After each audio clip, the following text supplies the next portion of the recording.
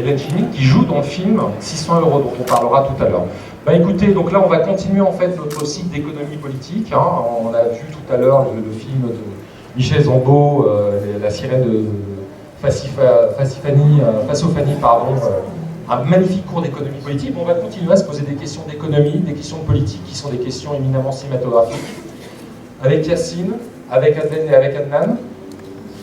Je vous propose simplement de donner quelques mots avant d'introduire le film. Ensuite, on les regardera et puis on aura toute l'attitude pour en discuter ensuite. Voilà. Bonsoir, merci d'être venu. Merci aux rencontres cinématographiques de Béjaïa de nous avoir invités. C'est un très très grand plaisir de venir ici. D'autant plus qu'Kaitlyn Shennin qui joue dans le film est originaire de Béjaïa et que ça faisait plus de 20 ans qu'il n'était pas venu ici, donc 23 ans.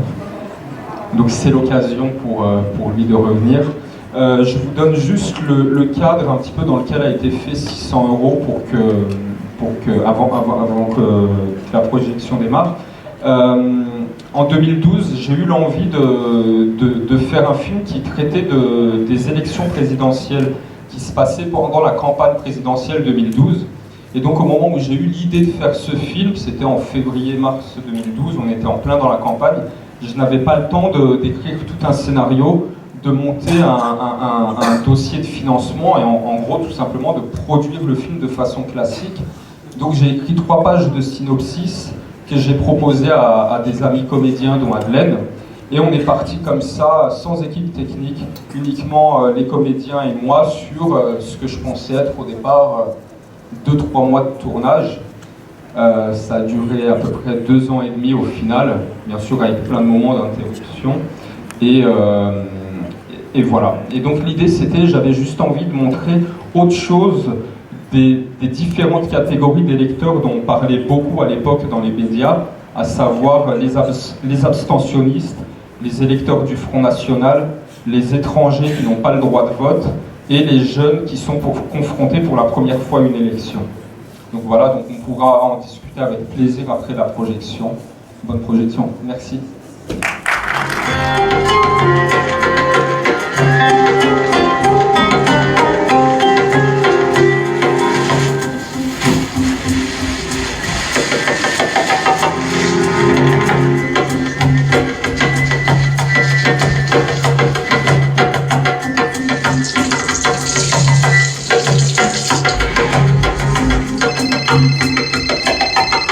Allô ? Hier, j'ai reçu un coup de fil d'une fille que je connais pas. Elle m'a dit qu'elle s'appelait Leila. Elle m'a annoncé que ma mère était morte depuis un mois.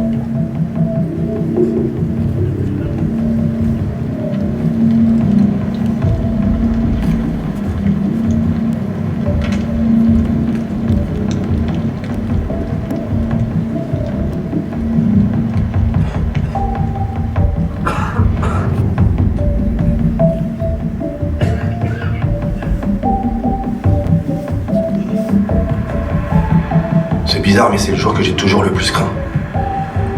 Mais là, je le prends avec un certain détachement. Peut-être que je réalise pas encore. Ou alors c'est que je suis devenu un mec sans cœur. Comme mon père.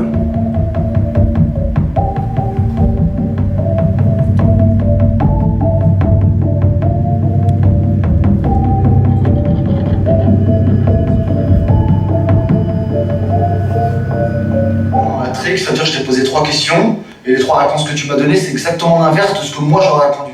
Mais pour une colocation, je te cache pas que ça me paraît très très compliqué quand même. Attendez, vous plaisantez ou quoi? Et puis de toute façon, moi j'en ai besoin de cet appartement. Sinon je suis à la rue, vous comprenez?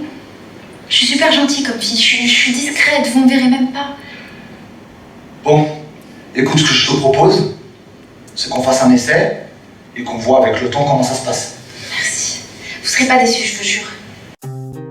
Les présidentielles, c'est une mascarade.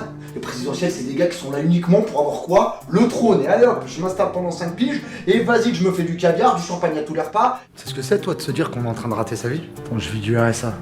Je suis en galère dans ma musique. J'ai aucune perspective professionnelle, j'ai pas de gonzesse. Et tu te trouves un autre manager, moi je travaille plus avec toi. Moi, présidente de la République. Mais je déconne pas, cette fois je votais FN, mon pote.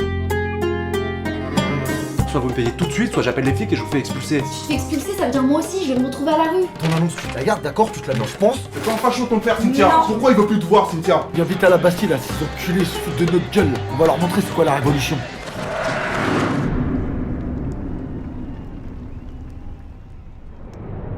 Foutu à la rue comme un vulgaire inconnu, un bifton de 600 balles et un coup de pied au cul. Ils m'ont foutu à la rue sans même me dire salut. Moi qui vivais comme un con, j'ai découvert la rue. Oh, l'imprésident. Calme-toi là, c'est pas lui qui va payer ton loyer, le mec.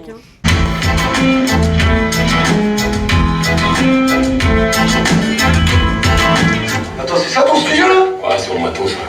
Ah, attends, ça fait un peu léger, non? Comment ça, c'est léger? Je sais pas, moi, normalement dans un studio il y a un minimum une cabine, je sais pas, une console pour mixer le son. Je t'arrête tout de suite. Qu'est-ce que tu t'y connais en studio, toi? Déjà, tu viens ici, je te dépanne, tu payes pas.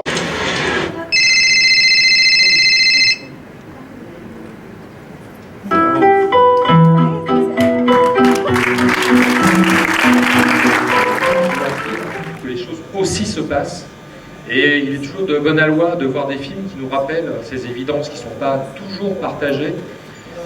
Il y a des lieux qui ne sont pas filmés, il y a des gens qui sont sous-exposés et qui n'ont pas un accès à la représentation. Et il y a des films, d'une certaine manière, qui réparent aussi ce tort. C'est de restituer à des sujets qui sont écartés de la représentation, écartés des récits, écartés des représentations, soustraits de désir de fiction, d'avoir la possibilité donc de retrouver un espace de cinématographie, quoi. Un espace de dignité cinématographique. Et ça, c'est quelque chose qu'on voulait évidemment saluer dans vos films respectifs. Et ça, c'est une question d'économie politique, puisqu'on a commencé à en parler aujourd'hui. La question des représentations, c'est de la politique, et évidemment, ça se soutient aussi de questions économiques. Donc, j'aimerais commencer à discuter de ces choses-là avec vous, évidemment. Glaner au marché, c'est aussi une forme d'économie. C'est une autre économie, c'est pas celle qui intéresse prioritairement les médias. Quand on discute du partage des tâches domestiques dans un couple ou simplement entre colocataires, c'est aussi des questions d'économie. Ces questions d'économie, on n'en parle pas non plus massivement, et pourtant elles sont très importantes, elles engagent des négociations continuelles. Ce que je voulais vous dire, voilà, dans vos deux films, c'est ça qui est intéressant, c'est que l'économie, c'est une sphère plus complexe que simplement coût, bénéfice, salaire, travail. C'est beaucoup plus ample, plus large que cela. Non, mais on est dans... Moi, ce qui m'a intéressé, c'est de montrer des personnages pour qui l'argent, et surtout dans le cas de ces personnages, le manque d'argent peut mener à des situations extrêmes. Marco, tout son problème vient de 600 €. Donc lui, il ne se conforme pas à ce qu'on attend d'un être humain dans notre société, à savoir aller travailler, faire tourner notre économie et augmenter les richesses. Lui, il veut augmenter ses richesses personnelles, intellectuelles. Son but, c'est de réussir à vivre de sa musique. Et il est en total décalage avec notre société, parce que quand on décide d'exister à travers nos rêves, nos passions, on est forcément, et de façon extrême, donc sans concession, il ne veut pas travailler, on est forcément marginalisé et pas adapté à vivre dans la société. Voilà, je voulais juste montrer quelqu'un qui avait des rêves, qui avait envie de s'essayer à quelque chose à laquelle il n'avait pas accès, en fait, et voilà, d'avoir des ambitions, en fait, et de filmer quelqu'un qui n'avait pas les épaules pour, en fait. Et du coup, la fin, ça se terminait sur... tu disais un moment d'amitié, mais pour moi, c'était un moment de compassion, quoi. C'est pas grave, on t'en veut pas, tu nous as trahis, c'est pas très grave. Prends ça, et puis au moins t'as rêvé pour nous, quoi. Et j'aimais bien le croissant, parce que c'était un peu l'idée du pain quotidien, quoi. Dans 600 € à la fin, le personnage des livres a beaucoup bu, et à un moment donné, sort l'essence et sur le point de s'y mettre. Donc dans les deux cas, il y a la brûlure, il y a l'excès, il y a une espèce d'embrasement qui hante vos films. J'aimerais que vous me parliez de ces images-là, parce que c'est des images très très puissantes, quoi. Ça dit, on est dans un monde aussi qui nous pousse un peu à brûler, quoi, à nous excéder, à nous auto-abolir, comme ça, dans des incendies, voilà, dont on connaît par ailleurs les images là. Et dans 600 €, ça résonne avec évidemment des actes des actes politiques dont on connaît les conséquences. La figure de la crise d'épilepsie aussi, ça renvoie à tout un imaginaire, notamment en littérature, très très fort, quoi, sur l'excès, sur ce qui nous excède, ce qui nous électrise au point de nous consumer, et cette question de la consommation. J'aimerais voilà, juste terminer là-dessus avant que les spectateurs puissent vous interroger, et puis précisément du coup, parce que c'est assumé par un acteur, c'est assumé par un corps, et comment ça se joue ça, comment ça s'incarne, est-ce qu'il faut absolument boire tout pour le jouer parfaitement? Au contraire, non. On travaille sur un capital d'expérience, et notamment des expériences menées dans le champ de l'improvisation, parce que c'est quelque chose de très important pour toi, Adrien. Est-ce que vous pouvez nous parler de ça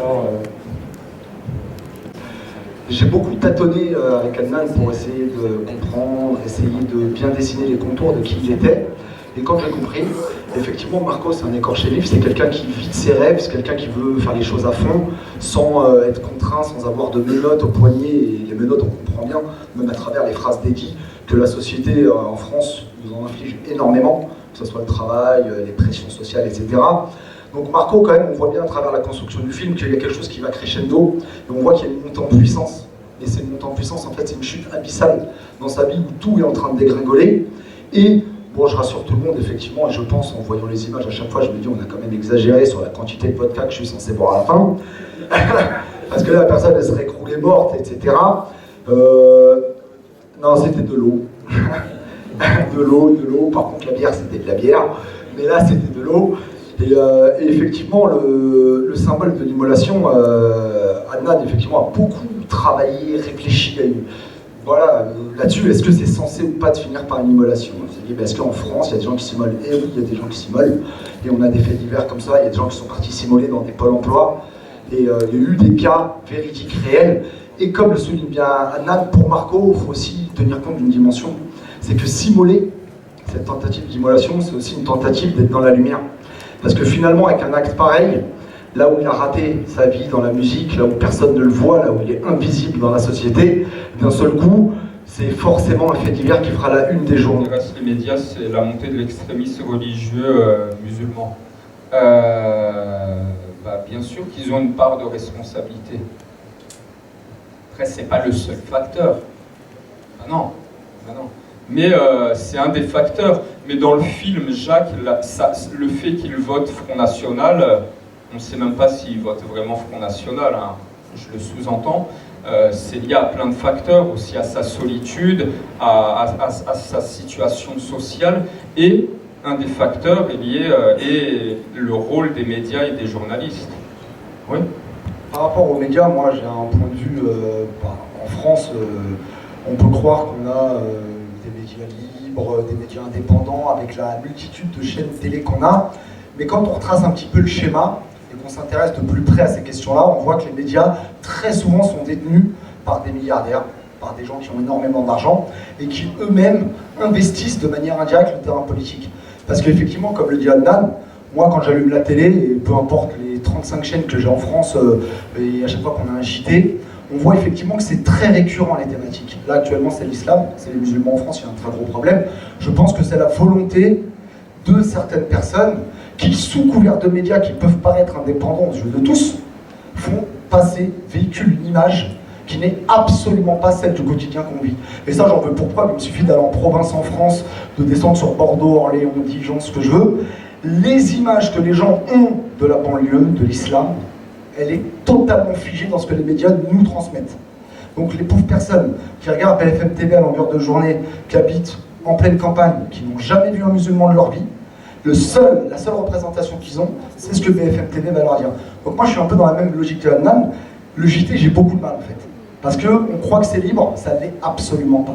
Quand depuis 2 semaines, ils ne nous parlent que du Burkini, c'est la volonté de certaines personnes, que on ne pourra jamais déceler qui sont ces personnes, mais il y a une volonté derrière. C'est absolument pas le hasard, ça serait strictement impossible. Que 15 médias en même temps aient l'idée de nous matraquer avec le Burkini quand la France a faim, la France est au chômage, la France en a marre, la France, etc. Donc à un moment donné, je pense que la place des médias dans le film, moi je trouve ça très intéressant, parce que ça oppresse autant dans le film qu'on est oppressé au quotidien, dans nos réalités chaque fois qu'on allume la télé ou qu'on met la radio. Donc voilà, moi je trouve ça très intéressant, cette omniprésence des médias tout le long de 600 ans.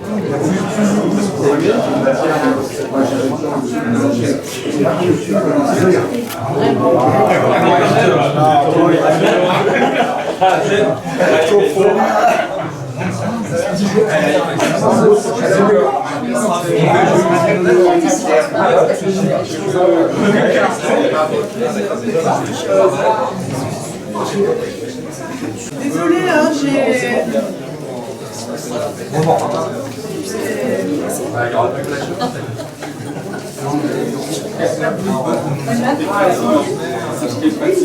Merci.